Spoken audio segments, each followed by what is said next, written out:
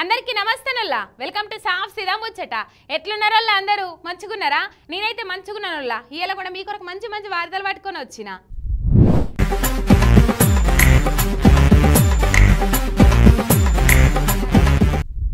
మీదికి ఎగురుపడ్డ వస్తువేదన్నా మళ్ళా కిందికే వస్తదన్నట్టు అధికార పార్టీల బెదిరింపులకు భయపడిపోయిన బీఆర్ఎస్ లీడర్లు మళ్ళా ఒక్కొక్కరు సొంత గూటి తవ్వనేది ఒక్కుతున్నారు.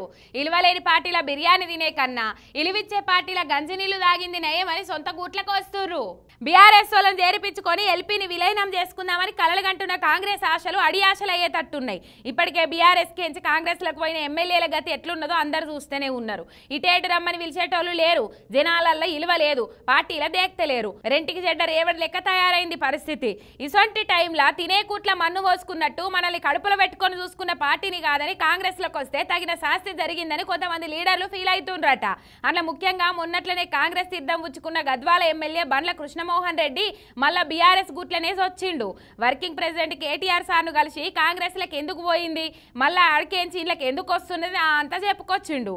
దయచేసి నన్ను క్షమించుండ్రని మళ్ళీ బీఆర్ఎస్ లో కొనసాగుతా, ఇంకేడికి పోను, బుద్ధొచ్చిందనుకుంటా బతిలాన్నంత పని చేసిండు. ఆయన తప్పు తెలుసుకొని ఆయన వచ్చి పశ్చాత్తాపడ్డప్పుడు కాదనడు ధర్మం కాదని కేటీఆర్ సార్ కూడా పార్టీలనే ఉండుమన్నాడు.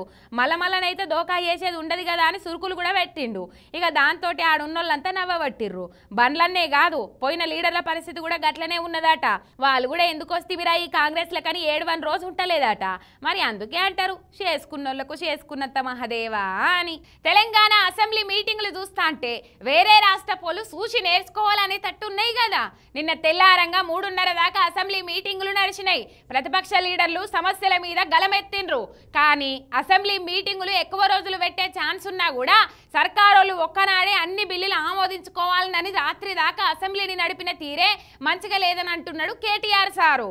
అసెంబ్లీ మీటింగుల్లా ఇదో రికార్డ్ అనే చెప్పొచ్చు. నిన్న పొద్దుగాల శురువైన అసెంబ్లీ తెల్లారంగా 3:15 దాకా నడిచింది.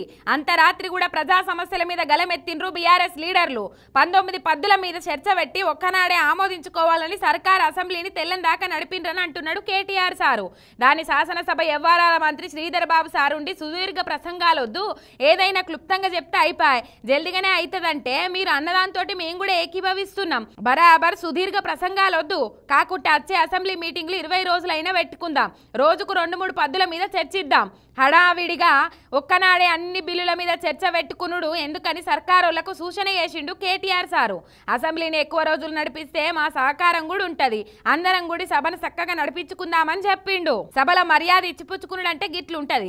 కానీ కొందరికి ఇవేం తెలివై 7 ముచ్చట్లో దవి పర్సనల్ విషయాల మీద తిట్టుకొని ప్రజా సమస్యలను పక్కకు పెట్టి నిందించుకునుడు చేస్తుంటారు. ఈ ముచ్చట్ల మన తెలంగాణ అసెంబ్లీ అప్పుడైనా ఇప్పుడైనా కడుమలతో పోలిస్తే 100 వాళ్ళు బెటర్ అనిపిస్తుంది. చెల్లికి చేస్తాను మళ్ళీ మళ్ళీ పెళ్లి అని గదేదో సినిమాల తనిఖీల బరిడి సార్ అంటాడు చూడుండ్రి. అగో గట్లనే ఉన్నది. మూసి సుందరీకరణ మీద సర్కారోళ్ళు చెప్తున్న ముచ్చట్లు ఇట్టుంటే మూసి పేరు మీద దోసేదందుకు అంచనా వ్యయాలు రోజుకోసారి పెంచుతుండ్రని గరమైతుండ్రు ప్రతిపక్షం లీడర్లు. మూసీ ప్రాజెక్టును కామధేనువు చేసుకున్నట్టే ఉన్నదట సర్కారు. ఎట్లా అనంటే పిండుకున్నోళ్లకు పిండుకున్నంత అన్నట్టు మూసీ సుందరీకరణ ప్రాజెక్టు మీద అందిన కాడికి దోసుకునేందుకు రోజుకో తీర్ల అంచనా వ్యయాలు వెంచుడు చూస్తుంటే అదే అనుమానం వస్తుందట.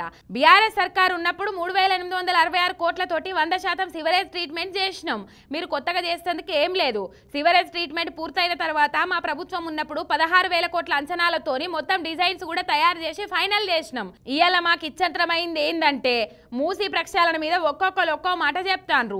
మూసీ మీద ఎక్స్ప్రెస్ వే బ్యూటిఫికేషన్ తోని కలిపి 16,000 కోట్లతోటి మేము అంచనేస్తే అది ఎందుకు 50,000 కోట్లు అయింది. మళ్ళా నెల తిరగక ముందే ఎందుకు 70,000 కోట్లకు చేరింది. మళ్ళా ఇప్పుడు ఎందుకు 1,50,000 కోట్లు అయింది. ఈ అంచనా వ్యయం పొంతన లేకుండా వెరుగుడు వెనక ఆంతర్యం ఏందో జనాలకు చెప్తారా? 16,000 కోట్లు అనుకున్నది 1,50,000 కోట్లు ఎట్లా అయిందో ఆ సీక్రెట్ ఏందో చెప్పరాదు అని అడుగుతాండు కేటీఆర్ సారు. మరి ఎక్కడ 16,000 కోట్లు, ఎక్కడ 1,50,000 కోట్లు? తట్టడు మట్టి ఎత్తిపోయక ముందే ఎందుకు ఇంత ఖర్చు పెరుగుతాంది? మరి మతలాబేందో సీఎం సార్కే తెలవాలి అని అంటున్నారు ప్రతిపక్ష పోళ్ళు. సర్కార్కు గొప్ప మహారాజ పోషకులు ఎవరు? మందు తాగేటోళ్ళు. మరి అసొంటోళ్ళ తాన ట్యాక్సులు గుంజినప్పుడు అలా ఆరోగ్యాలను ఈ సర్కారు ఎంత మంచిగా కాపాడాలి ఏం కథ. కానీ ఈ సర్కారేమో అడ్డమైన సరుకు అమ్మి జనాల పానాలతోటి చెలగాటాలాడుతున్నది.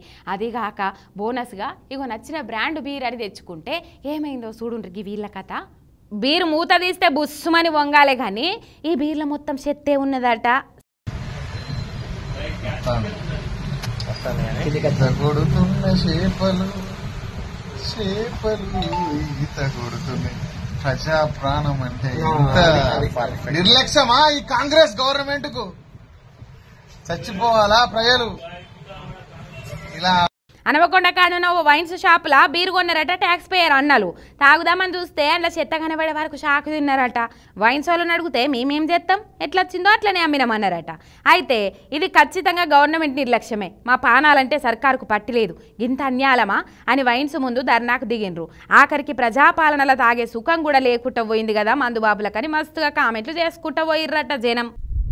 ఇగో ఇవాళ ఇలాంటి సాఫ్ సినిమా ముచ్చట్లు ఎట్లున్నాయి, మస్తుగా ఉన్నాయిలే. మళ్ళీ ముచ్చట్లు పట్టుకొని వస్తుంది మీరేక.